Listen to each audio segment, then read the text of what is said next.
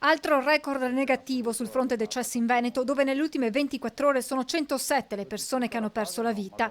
Un dato che si inserisce in un'analisi più ampia dell'epidemia che ha raggiunto la parte alta della curva, con un quarto dei positivi sui tamponi rispetto a marzo, ma con 700 pazienti in aree non critiche in più rispetto alla scorsa primavera.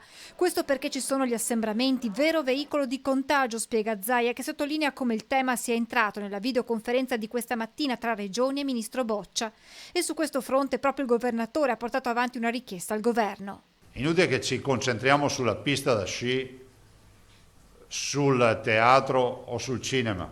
Decidiamo che l'assembramento è un problema, normate sull'assembramento. Sarà inevitabile che il gestore del teatro ti dica: ma scusa, io sono chiuso e c'è la piazza della mia città che è gremita di persone.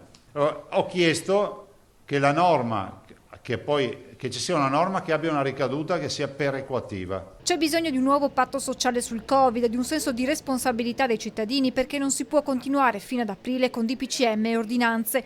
Torna a ribadire Zaia che il governo ha avanzato un'istanza precisa. Campagne di informazione per ristabilire i collegamenti con i cittadini. Il cittadino deve capire che questo percorso lo dobbiamo fare assieme, se no ci facciamo tanto male. Non moriremo di Covid, ma moriremo di altre patologie perché non riusciamo a prevenirle o peggio ancora a intervenire per tempo nel curarle. Zaia ha poi chiesto all'esecutivo che i ristori al Veneto dovrebbero spettare 19 milioni dei 250 previsti per attività penalizzate dalle ordinanze regionali siano una certezza.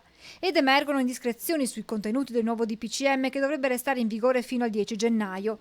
Il coprifuoco dovrebbe restare alle ore 22 anche a Natale e Capodanno. Bar e ristoranti chiuderanno alle 18 pure nelle regioni gialle. Potrebbero essere chiusi dal 20 dicembre alberghi e resort in montagna. E a proposito di stagione invernale, nella riunione odierna è stato affrontato il tema degli impianti da sci, auspicando un coordinamento a livello europeo. Il ministro Boccia dice che Premier sta lavorando affinché tutti chiudano e non penso che abbiamo tutto questo potere d'acquisto. E nel prossimo DPCM potrebbe essere previsto l'intervento dei prefetti sui territori per gestire il trasporto pubblico in vista della riapertura delle scuole. Qui a noi non serve il prefetto, gli altri facciano quello che vogliono.